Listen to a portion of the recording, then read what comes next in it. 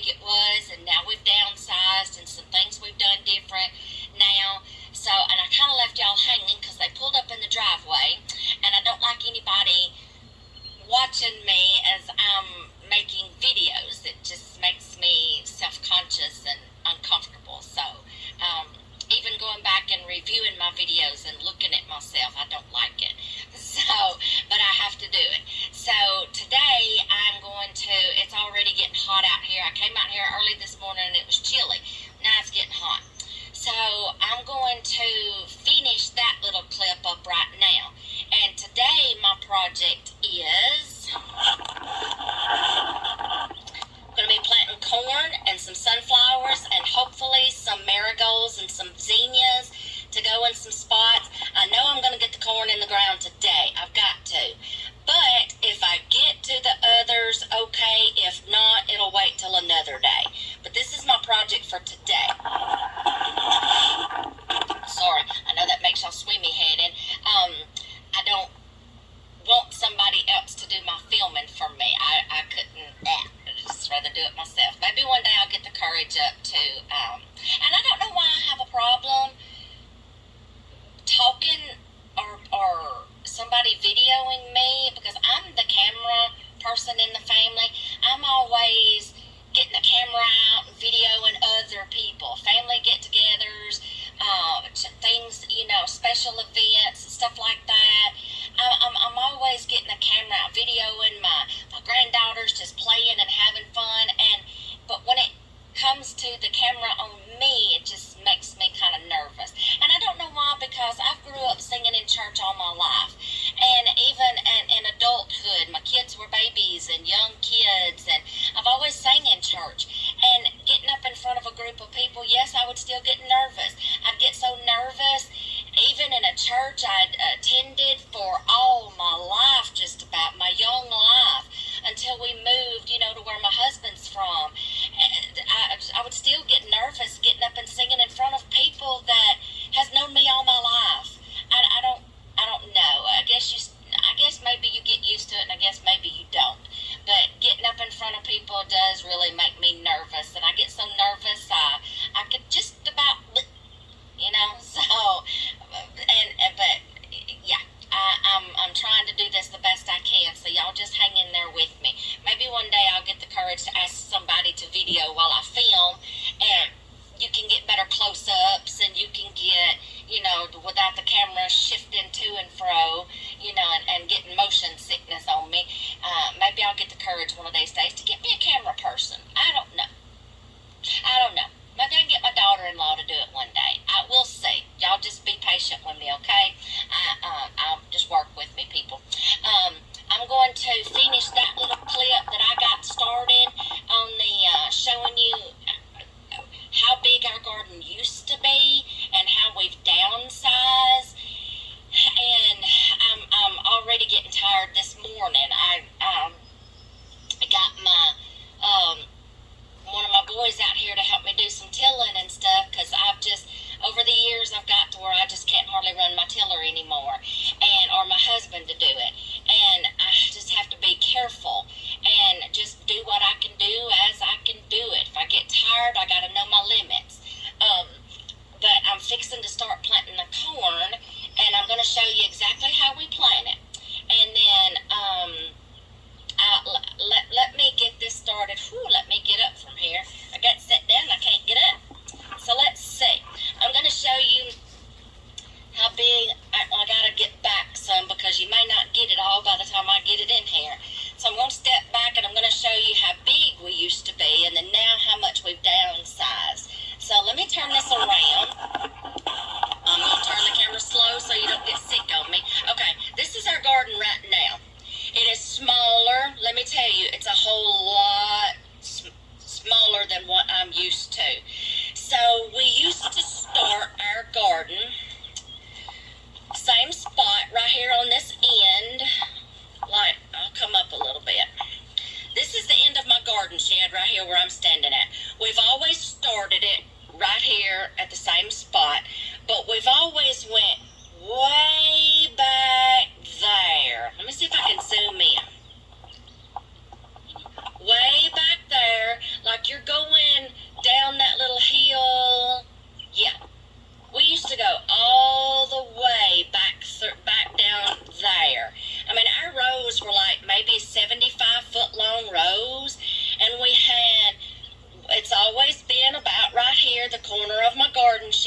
here. We've always started it here and here, and I think it's been a little wider at times. Let me look and see. I don't think it's as wide as what we used to be. Let me go down here on this end right here. I'm going up a hill, so I'll get out of breath here in a minute. Let's see. This year we've stopped it right here. Now, we used to come all the way. I've come very close before to like up in here, going up and down our driveway, up in here. So see, we used to go way here, way over here, down that way, but way back there. Let me zoom in again. Like you're going down that hill right there. So, but over the years, we've downsized. One son, like I said, is already married and moved out, so that's, one less mouth to feed, except when they come home and want to eat with mom and dad, and that's fine with me. But we've just downsized some for a lot of reasons. For one, I can't hardly keep up like I used to could, and my husband's like, come on, just plant what we need, and that's fine. But I'm always thinking of others too, so I can't help it. But, and then for another reason, we just, there's some things we cannot grow.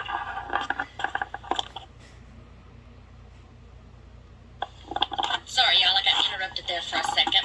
All right, where was I? Let's see. Today I'm going to show you how we plant our corn.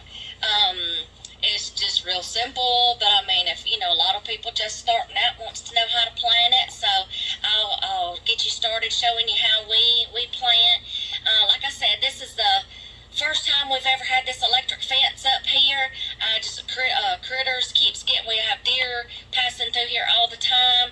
I think I have lost some broccoli and cauliflower plants because of them. I see some hoof prints in my garden, and I see about 4 or 5 broccoli plants missing, so yeah, I think they're nibbling on them. I've got a few more tomato plants that we just got planted. I'm missing some of those, so I think they've kind of nibbled passing through here. So, we got the electric fence up, but we've got to figure out there is not a good connection between the panel and the connectors, so we've got to go back and get that fixed. But it won't be much longer. We're going to get that worked on and keep these critters out of here. But right now, to keep them out, I'm going to sprinkle some cayenne pepper on all my plants, and because deer and rodents and stuff, once they get a bite of cayenne pepper, they kind of don't like it, so we're going to try that and get them to stay out of my garden so I can have some stuff. I will replace the tomato plants. It's still early in the year, and that if you lose something, you've got time to regrow it before the planned harvest days on the seeds. Like right now, I've still got time to replace these tomato plants that I've lost due to weather or rodents, and plant some more, and they'll be fine through the growing season.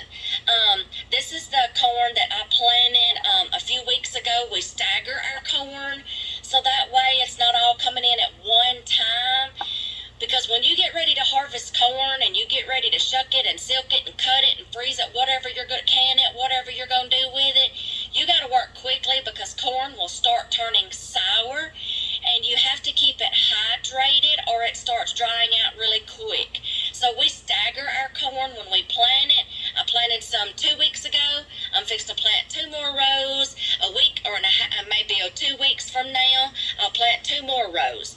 For a bunch of reasons. That way I can keep up. I won't get overloaded at one time. It won't start ruining on me before I can get it all put up. And it's just a whole lot easier that way, slowing down just a little bit. But we've had to slow down over the years and downsize because of, some health issues. I have to do just what I can right now just to keep up. And then, some things we just cannot grow here. I tried potatoes one year, and for me to have long 75-foot rows and me plant like 3 or 4 rows and to only harvest maybe 2 rows out of 4, through the money, buying the seeds, the fertilizer, the labor, the tilling, the mounding, the hoeing, the digging, and it just, for me, to do all that and to only get just a little bit, I was kind of frustrated. So my husband said, hey, from now on, if potatoes go on sale, go buy them and just put them up. And I just did that last week. Our local grocery store was running 15-pound bags of russet potatoes for $3.98 for a 15-pound bag. I stocked up. I bought my mother-in-law some, and I spent 2 days in here processing and canning potatoes. I've got the other half I've got to go, 35 pounds, and freeze. I freeze some and I can some. So yeah, I've been working. So, and we have trouble growing carrots. Y'all, I'm sorry, I have squirrel moments. My husband cannot keep up with my brain sometimes. I have to tell him when I'm changing subjects. We've got some carrots I'm trying in containers this year and radishes.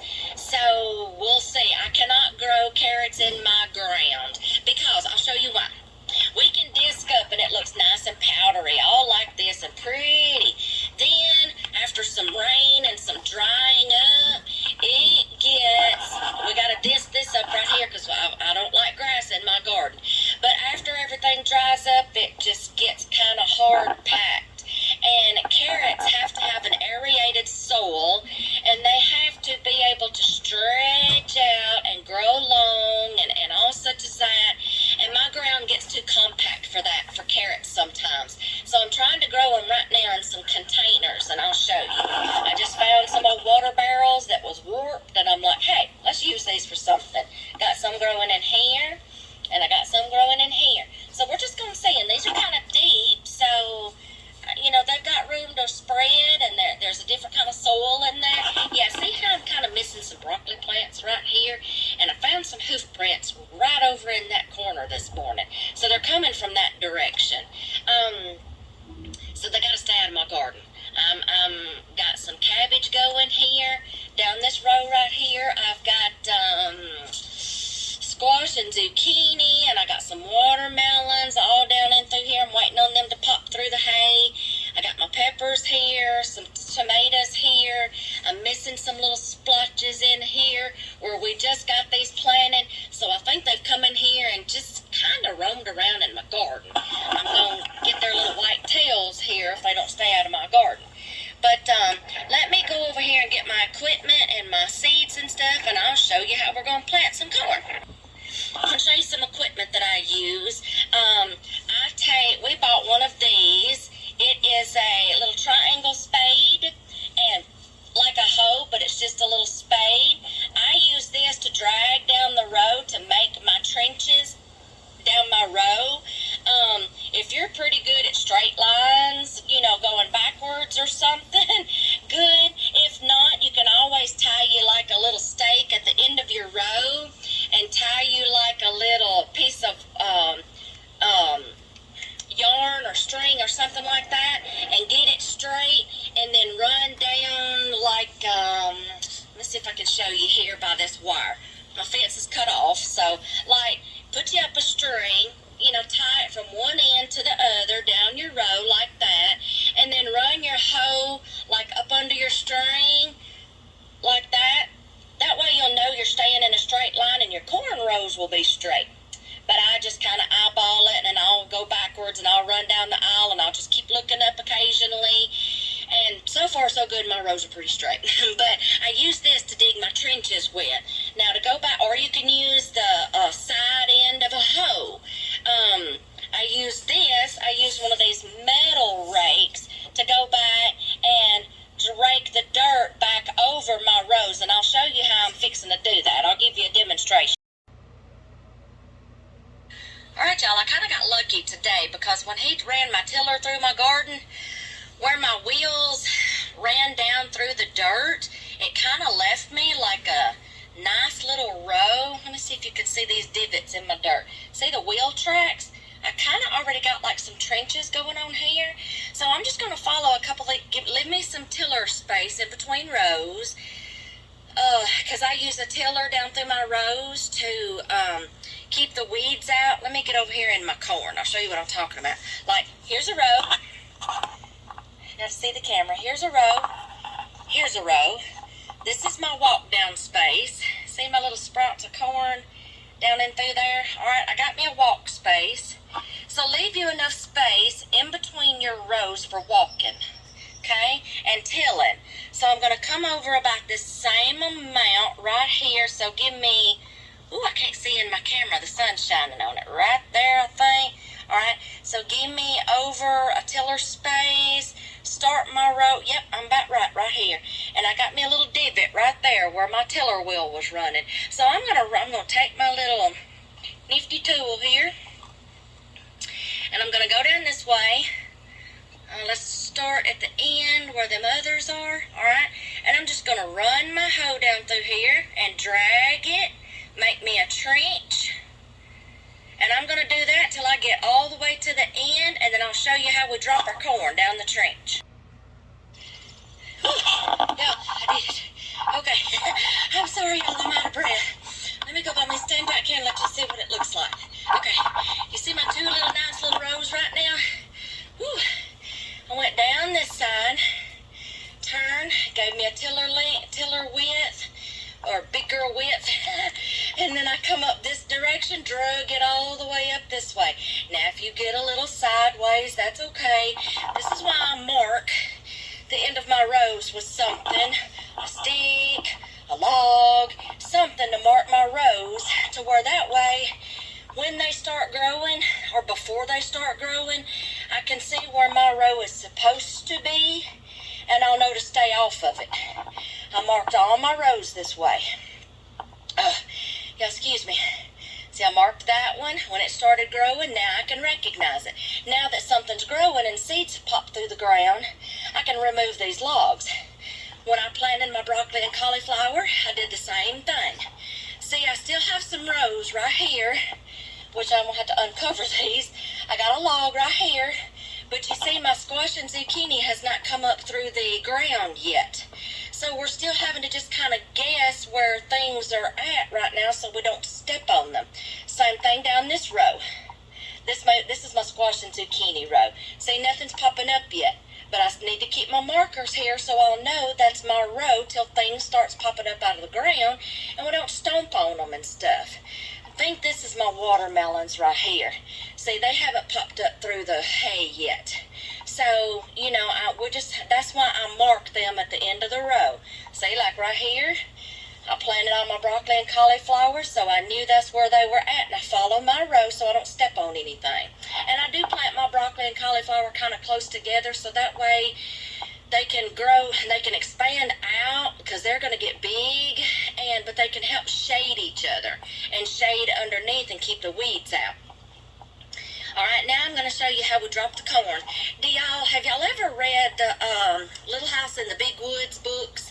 And, let's see, Little House in the Big Woods by Laura Ingalls Wilder. And then watched, Little House on the Prairie, when they're planting corn and stuff. Paul Ingalls always said, two for the crows and one for us, or one for the crows and two for us. Every time he dropped some seeds, that's what he would say. So I say that every time I plant. And then when I used to work I spent summers with my grandparents, and that was my highlight of the summer, is going to spend that time with my grandparents. And we always worked in the garden. And we would be out in the garden, and we would be so hot and so tired and so sweaty and just be wanting to get done and go in the house. And Papa would always say, Bit, that was my nickname he gave to us. He didn't even know our real names, because the minute he named you something, that's all he knew you by, was your nickname. So mine was Little Bit. He would say, now Bit, don't look at how much left you got to go down that row. He said, look behind you and see how far you've came and how much you've got accomplished. Then you can get down the rest of the row. And that always works for me. And he don't realize how much that instilled something in me. Even at almost 50 years old, I think about that when I'm out here in my garden working. These rows can look really long when you're out here weeding and hoeing and stuff, and you're like, and then I'm like, no, look back and see how much I've already got done. Then I can, it don't look, the end of that road don't look so far away after you see how much you've already got done. So that echoes through my mind every time I'm out here in my garden, and it brings back memories. So enough of that before I start squalling, because I'm very sentimental. So let me show you how we're going to drop our corn. Oh, y'all, I almost had a Tom and Jerry moment. Yeah, this rake is pointed, I almost stepped on this rake and it kind of lifted up just a little bit, and I almost had a Tom and Jerry moment, and y'all would have got a kick out of that. Okay, let me grab my seeds, and I'm going to show you how we're going to plant these seeds. I get a lot of our corn seeds from our local co-op, and I cannot remember if this is Merit or if it is Golden Queen or something that we always buy and we like. So I'm going to see all of it's rubbed off. But I know this is a kind that we always keep. Now, we keep a lot of our seeds in the freezer. And these, we dig out of this bag every year, and we don't have any problems. So let me get some in my hands here. I'm going to have to try to use my hand. Hold on. Let me get some in my hand. And these are going to turn my hands pink. But I'm going to show you how we're going to drop these seeds. If I don't drop my camera, y'all, I'm sorry. It's hard to do this one-handed. Okay, let me show you how we drop these seeds. All right? Let me get a couple here. I like to do, I'm going to start here at the end of my row. Let's make sure, keep it in line. Start at the end of my row right here. I'm going to drop about 2 seeds every foot apart. So I'm going to step up about a foot. Oh, I dropped 3, but that's fine. All right. Then I'm going to, oh, look at my shadow. Step a foot, drop a couple more. Step a foot, drop a couple more. Where'd that one go? I can't see. I'm shading myself. Step a foot, drop a couple more. That was 2. Yeah. Step a foot, drop a couple more. Alright, I'm going to finish going down this row. I'm going to come up this side, and I'm going to hit this row. You just drop 2 or 3 seeds every foot apart. And then I'm going to go down both of these rows, and then I'll come back and I'll show you how we cover it up. See? Alright, y'all, I went down both of my rows, and I got all my corn dropped. See all my corn down in them pretty little spots right there. See all the corn, foot apart. Hi, Shadow. Foot apart. I went all the way down to my rows. Let me get my glove on. Or just let me do this right quick. I'm going to show you how I cover them up. I take my rake and I will drag my dirt back over the trench, just like this. And I'll do this on both sides, because let me tell you a little secret about corn. You want your corn to be kind of deep in the trench, because corn loves deep roots. Corn stalks get very thick. Let me turn this around. Corn stalks get very thick, very round in diameter, very strong and sturdy. But even though they start out as little bitty things, the stalks will get bigger and thicker and rounder, like, sugar cane or bamboo, stuff like that. Stuff like that.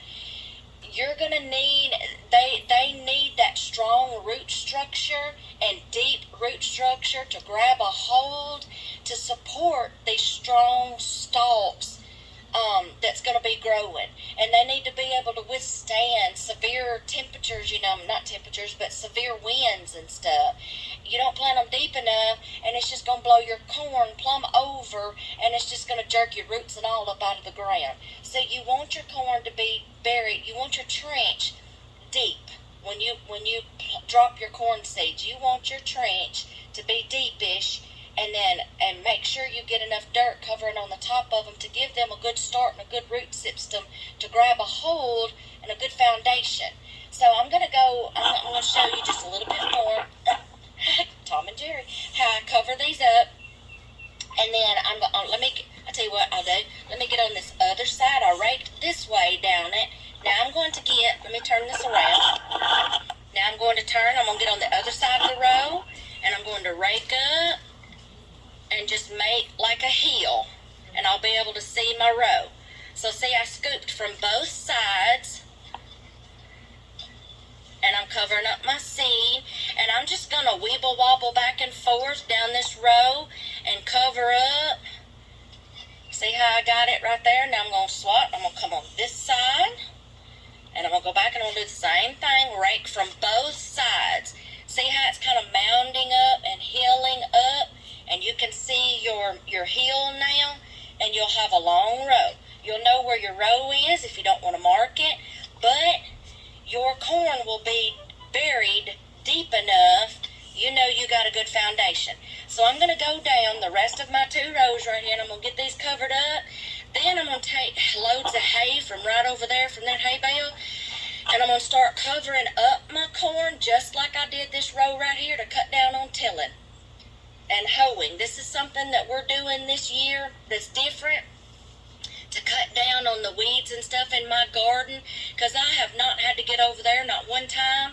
And now I have walked through here checking on the garden daily or every other day, picked a few little grass twigs here and there. But as far as like coming out here and having to get a hoe or getting somebody to run this tiller through the garden and getting the weeds out, I have not done that yet, except for this little spot right here, which we're fixing to have to get a hold of, because I don't even like them little bitty weeds looking like beard stubble. I don't like it.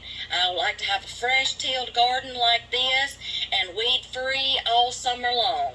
But we're trying hay this year, and it's worked out so much better for us. And we don't have anything planted there right now, so that's why there's no hay there. But we're fixing to do some more tomatoes down this side, another kind, and some sweet potatoes right down in through there, and then coming up this way, we're going to do some sweet potatoes. So that area is saved right there, but I still got to keep the weeds out. Now, the next thing I'm going to do is I'm going to get these 2 rows of corn covered. Fertilize is going to be next. After I cover the corn, I will come back with some triple 15 fertilizer and spread out over these 2 rows of corn to give them a good growing start. Then I will put hay on top. So yes, that's what's next. Let me cover up these seeds, fertilize, then I'm going to cover up with hay, and then I'll show you my progress.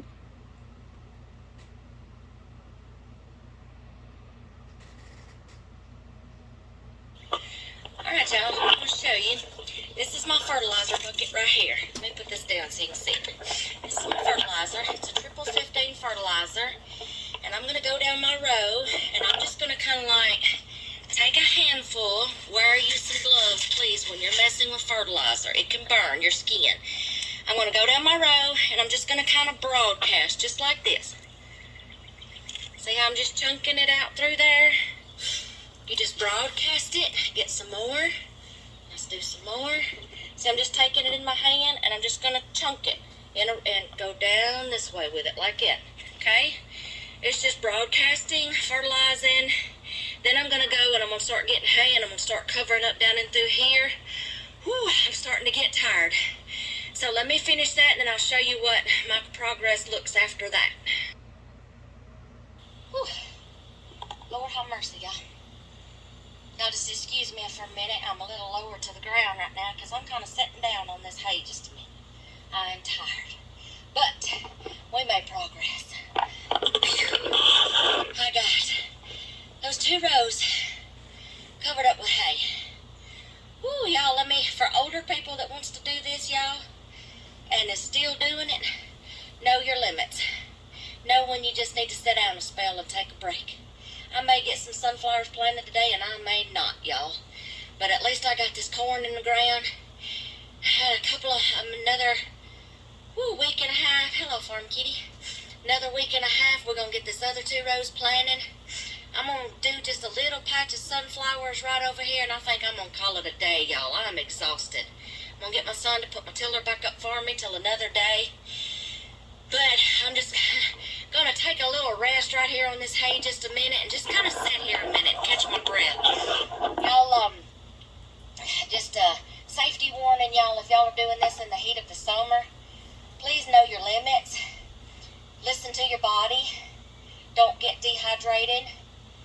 If you start getting sick at your stomach or you start getting lightheaded, dizzy, y'all, it's time to stop.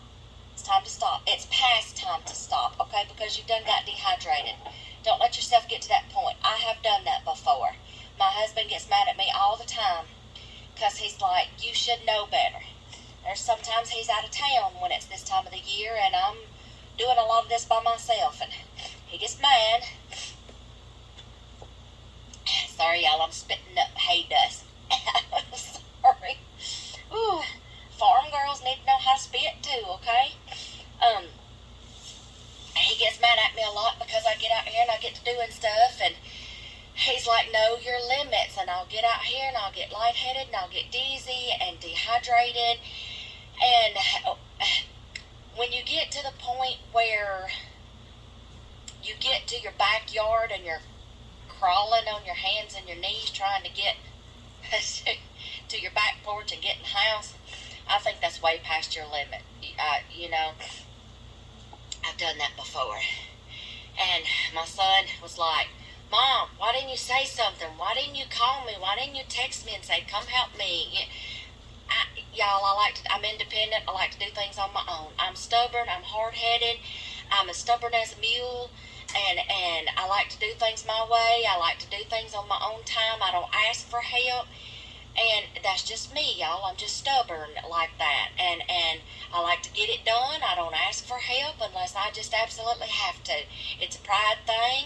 And, you know, and sometimes I pay for it when I get in the house. But I've learned, you know, my limits. I've learned when to stop, when I need to stop. And you know what? I may not even get the sunflowers planted today. They may be another day. I think I'm going to have to call it a day right now. I've been out here a little too long. And I've just had to sit down on the hay a minute and just take a little break. But know your limits. Know when to stop. Know when to hydrate. If you're in the heat of the summer, make sure you wear something on your head. You get you a bandana. You get you a sweat rag. Maybe wet it a little bit occasionally and put it on your forehead or put it on your head under your hat. Stay cool. Hey, go up to the water hydrant and just wet down and stay cool. I've done that before. Stopping wet, come back in the garden and the wind blowing on you, and it's so cool and it helps you stay cool. Have you a cooler or something outside, ice cold water, thermos, something. Stay hydrated. My mother-in-law is 87 years old, and she still gets out in her garden. Lord bless her. You can't keep her down. We have to keep checking on her. We have to make sure if she's working in her garden, we call her, make sure, you know, she's staying hydrated. And there's been days she's overdone it. So, yeah, we get on to her, too. And she's stubborn as a mule, too. So, yeah, what is it with hard-headed Southern women? Go figure. Anyway, I'm just going to take a little break here. I'm going to get hydrated again. If I feel like going some more, I'll go some more. If I can't, y'all, I'm just going to call it a day. But that's the gist of how we put our corn in. I got 2 more rows in. Got them fertilized, got them covered. And sometime next week, we'll get the last 2 rows planted. All we got left to plant is replacing some tomato plants out here that we've lost. And sweet potato slips. I got to find some. I've checked with our Lowe's. I've checked with some local nurseries. They don't have any yet. I don't know if it's just maybe they don't have any in yet, or maybe they're going to get some later, or if they're just not going to order any this year. But that's the next thing I'm going to find, even if I have to order them from a seed company. We're going to try to find some, or if I have to go buy some sweet potatoes and grow some myself, I'll do some research. Hello, Farm Kitty. If I'm sitting down, she's going to come sit down and love on me. If I have to make some myself and grow some slips myself, but that's going to take a while. Kitty, don't move my arm. Come here and sit in my lap. If I have to grow some myself, they may get late planted, but I'm going to find some. I'm determined. That's the last 2 things we got left to plant. Replacing some tomatoes. Too late to do broccoli because by the time the summertime hits, they're going to bolt. They're not going to do good. So I'm just going to have to be happy with what I get out of the garden right now and keep the critters out of it, save what I got left. But I can replace some tomatoes, do sweet potatoes, a row and a half of sweet potatoes, and 2 last rows of corn, and the planting's done. All we got to do is just maintenance it, fertilize it through the season, tie up tomato plants, get ready for harvest. So I may be fixing to just do a little row or 2 of sunflower seeds. I plant them just like I do my corn. Ow, she's biting my hand. Ow, I make a trench. I drop my sunflower seeds in it. But now you don't drop 2 or 3 seeds. You can just kind of like 1 seed, a few inches apart. Sunflower stalks don't get as fat, roundish wise, as corn does. But, ow, she's biting my finger. She wants to play. She's in a playful mood. But they still need a good root system. If you get the mammoth, now you might want to go a little deep and space them out just a little bit. But I just kind of will drop a seed every few inches apart, and they do fine. I do have some mammoth, and then I think I've got some that's not mammoth. So I might just play around just a little bit more if I get a little break here and just sit down a minute. Get somebody to put my tiller back up for me and just call it a day. I think it may be a good soaking Epsom salt bath tonight or whatever. But that's the gist, and I'll keep you updated on how our garden is going. Then when it gets time to harvest all this stuff, I'll let you know what that looks like too, and how we harvest them, especially my tomatoes, y'all. How I do our tomatoes and how I put them up. I'll have videos on canning my spaghetti sauce, canning enchilada sauce. I won't be doing one this year on salsa because I have plenty of salsa from 2 years ago, maybe 3 years ago. We're still eating on. So this year I'm concentrating on spaghetti sauce and enchilada sauce because we're getting close. Now, you know what? I also use my spaghetti sauce as a pizza base. A pizza sauce, kind of similar to marinara sauce. So I will open up a jar when I get ready to do pizzas. So and use that as our marinara sauce on our pizzas. So I have to make sure I have a lot of tomatoes, so I can make sure we have a lot of pasta sauce on hand to use for both. We love spaghetti and we love our homemade pizzas. So that's about it. I've enjoyed chit-chatting with y'all, and I hope y'all don't think I'm chit-chat too much. Just be nice in the comments if I do chit-chat a bunch. But I'm going to get off of here, and I'll let you know how our progress goes. So y'all have a good day, and see you next time.